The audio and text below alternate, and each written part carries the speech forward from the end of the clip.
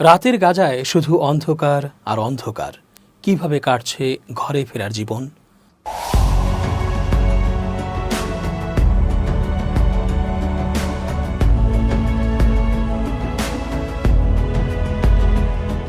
আসসালামু আলাইকুম প্রিয় দর্শক, আশা করছি আল্লাহ পাকের রহমতে ভালো আছেন।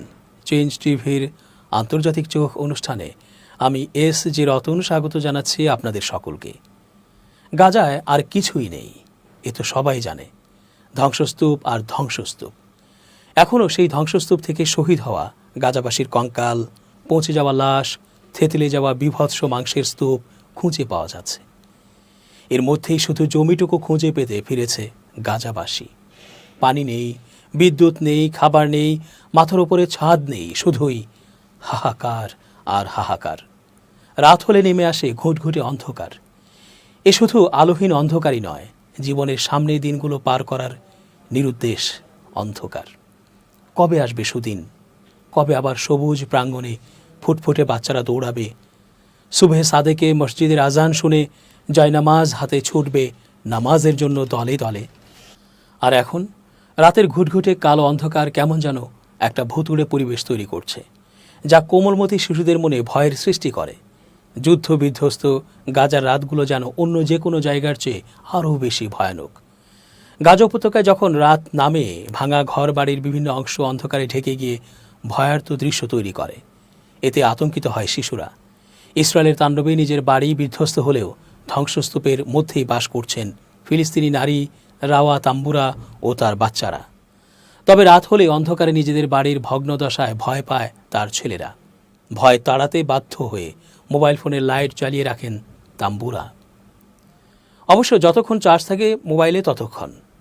15 মাসের হামলায় বিদ্যুৎ ব্যবস্থাও ভেঙে পড়েছে গাজায়। তার কর্মস্থলে থাকা একটি জেনারেটরে রোজ চার্জ করে আনেন মোবাইল ফোন। দীর্ঘ 16 মাস পর বাড়ি ফিরেছেন তাম্বুরা, যদিও বাড়ি বলতে সেই অর্থে কিছুই আর অবশিষ্ট নেই। প্রচণ্ড হতাশা নিয়ে তিনি বলেন, এখানে পানি, বিদ্যুৎ, তীব্র শীতে উষ্ণতা পাওয়ার কোনো ব্যবস্থা, এমনকি ময়লা আবর্জনা দূর করার উপায়ও তাদের নেই। জাতিসংঘের দেয়া তথ্য অনুযায়ী গাজায় যুদ্ধবিরতি কার্যকর হওয়ার পর প্রায় 6 লাখ বাস্তুচ্যুত গাজাবাসী প্রবল আগ্রহ উদ্দীপনা নিয়ে নিজেদের বাসস্থানে ফিরেছিলেন। তবে ঘরে ফেরার আনন্দে বিভোর গাজাবাসী ধীরে ধীরে অনুভব করতে শুরু করেছেন তাদের কঠোর বাস্তবতা।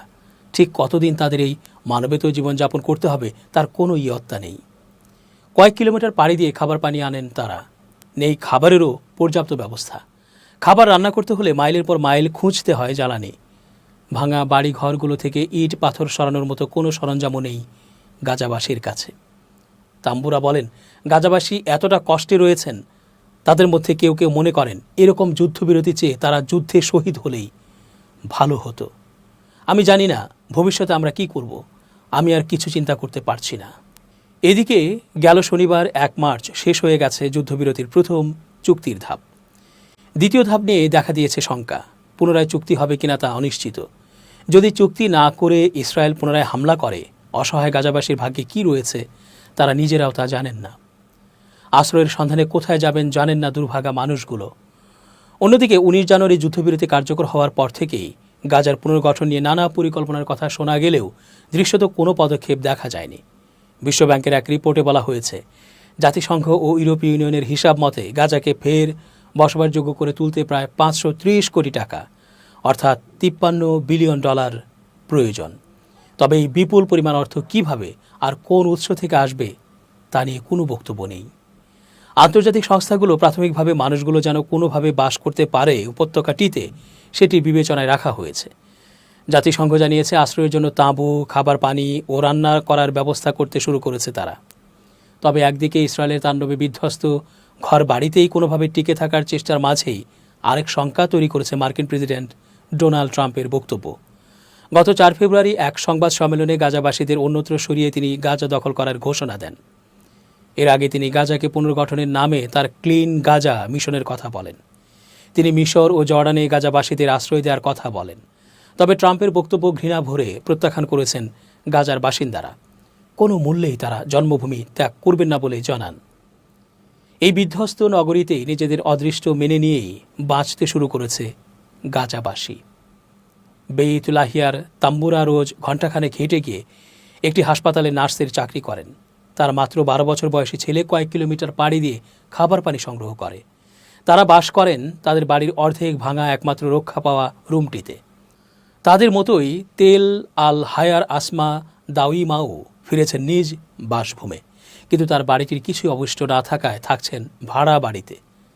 আসমা বলেন, আমি এখানে ফেরার সাহস পাচ্ছিলাম না। সত্যটা মেনে নিতে কষ্ট হচ্ছিল যে আমাদের বাড়িটা আর নেই। ইসরায়েলিরা শুধু বাড়িই নয়, আমাদের স্বপ্নও ভেঙে দিয়েছে। গাজার শহরে ফিরে ভাঙা বাড়ির ছোট একটি রুমে পুরো পরিবার নিয়ে বাস করছেন 20 বছর বয়সী যুবক হুরা শায়েক। তার ভাষ্যে, অন্তত নিজের জন্মস্থানে তো রয়েছেন তারা। এমনই মানসিক শক্তিতে বলিয়ান গাজাবাসী। অনিশ্চিত ভবিষ্যৎ জেনেও জন্মভূমির মাটি আটকে পড়ে রয়েছেন গাজার মানুষ। বিশেষজ্ঞরা বলছে, গাজার পুনর্গঠনে লাগতে পারে কয়েক দশক।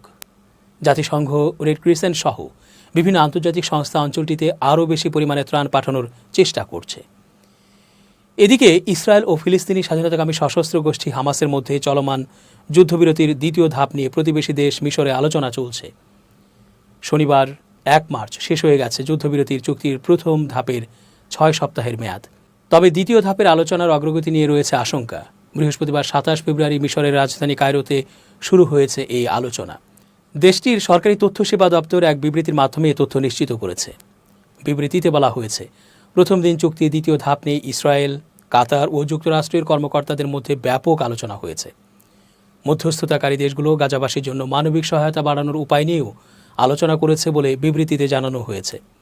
চুক্তির প্রথম ধাপে সর্বশেষ বৃহস্পতিবার ভোরে 4 ইসরায়েলি জিম্মির লাশ হস্তান্তর করেছে হামাস। বিনিময়ে গত শনিবারের স্থগিত হওয়া বন্দিসহ 6 শতাধিক ফিলিস্তিনিকে মুক্তি দিয়েছে ইসরায়েল। যুদ্ধবিরতি চুক্তির নিয়ম অনুযায়ী দ্বিতীয় ধাপে হামাসের হাতে বন্দি সব জীবিত জিম্মিদের মুক্তির কথা রয়েছে। এছাড়াও গাজায় যুদ্ধ বন্ধ করে সেনা প্রত্যাহার করার শর্তও রয়েছে। এরপর তৃতীয় ধাপে হামাসের হাতে বন্দি অবস্থায় মৃত জিম্মিদের লাশ ফেরত আনার কথা। ইসরায়েলের সরকারি হিসেব অনুযায়ী বর্তমানে হামাসের হাতে 59 ইসরায়েলি জিম্মি রয়েছেন, যাদের মধ্যে 24 জন জীবিত রয়েছেন বলে ধারণা করা হচ্ছে। তবে দ্বিতীয় ধাপের আলোচনা কতটা সফল হবে তা নিয়ে সন্দেহ প্রকাশ করেছেন বিশেষজ্ঞরা। গত 8 ফেব্রুয়ারি গাজায় যুদ্ধবিরতি ও বন্দি বিনিময় চুক্তির আওতার পঞ্চম পর্যায়ে 3 ইসরায়েলি জিম্মির মুক্তির পর হামাসকে নির্মূল করার ঘোষণা দেন ইসরায়েলের প্রধানমন্ত্রী বেনিয়ামিন নেতানিয়াহু। পরবর্তীতে তাকে সমর্থন করেন মার্কিন পররাষ্ট্রমন্ত্রী মার্কো রুবিও। অন্যদিকে প্রায় 15 মাস ধরে চলা ইসরায়েলের বর্বর হামলা সত্ত্বেও নতজানু হয়নি হামাস। যুদ্ধে ব্যাপক ক্ষয়ক্ষতি হয়েছে হামাসের। এছাড়া নিজেদের অনেক সেনা প্রাণ হারালেও অস্ত্র ত্যাগ করতে অস্বীকৃতি জানিয়েছে তারা। ফিলিস্তিনের মুক্তির জন্য লড়াই চালিয়ে যাওয়ার সিদ্ধান্তে অটল হামাস যোদ্ধারা। এই পরিস্থিতিতে আলোচনার অগ্রগতি নিয়ে আশঙ্কা রয়েই যায়। অবশ্য চুক্তি অনুযায়ী দ্বিতীয় ধাপের যুদ্ধবিরতি নিয়ে সমঝোতা না হওয়া পর্যন্ত প্রথম ধাপের যুদ্ধবিরতি চলতে থাকবে। এদিকে আলোচনা শুরুর কয়েক ঘণ্টা আগে এক ইসরায়েলি কর্মকর্তা জানান, যুদ্ধবিরতির শর্তানুযায়ী গাজার ফিলাডেলফি করিডোর থেকে সৈন্য প্রত্যাহার করা হবে না। ইসরায়েলের প্রতিরক্ষামন্ত্রী ইসরায়েল কার্জ জানান, সম্প্রতি করিডোরটি পরিদর্শনকালে তিনি সেখানে একটি সুড়ঙ্গ দেখতে পেয়েছেন। তবে নিজের বক্তব্যের সপক্ষে কোনো প্রমাণ উত্থাপন করেননি। অবশ্য মিশর ওই সুড়ঙ্গ ধ্বংস করছে বলে জানিয়েছে। পরে দেশটি সেখানে সামরিক বাফার জোন স্থাপন করেছে বলে নিশ্চিত করেছে। ইসরায়েলের এই ঘোষণাকে যুদ্ধবিরতি চুক্তির সুস্পষ্ট লঙ্ঘন বলে বিবৃতি দিয়েছে হামাস। সংগঠনটি জানিয়েছে, চুক্তি মেনে না চললে বাকি ইসরায়েলি জিম্মিদের মুক্তি দেওয়া হবে না। হামাস ও ইসরায়েলের এই কঠোর অবস্থান যুদ্ধবিরতি আলোচনাকে আরও জটিল করে তুলবে বলে আশঙ্কা করছেন বিশেষজ্ঞরা। রমজানের মৌসুম। পবিত্র রমজান মাসেও জেরুজালেমের পুরাতন নগরীর আল আকসা মসজিদ প্রাঙ্গণে নিরাপত্তার নামে নতুন বিধিনিষেধ আরোপ করেছে ইসরায়েল। বৃহস্পতিবার 27 ফেব্রুয়ারি ইসরায়েলি সরকারের মুখপাত্র ডেভিড মেনসার এক অনলাইন ব্রিফিংয়ে এ তথ্য জানিয়েছেন। এদিকে ফিলিস্তিনের গির্জা কমিটি এবং প্রেসিডেন্সি দাবি করেছে, ইসরায়েল পরিকল্পিতভাবে মসজিদটিকে ফিলিস্তিনি মুসলমানদের থেকে বিচ্ছিন্ন করার চেষ্টা করছে। আন্তর্জাতিক সম্প্রদায়কে তারা এই পদক্ষেপের বিরুদ্ধে সোচ্চার হওয়ার আহ্বান জানিয়েছে।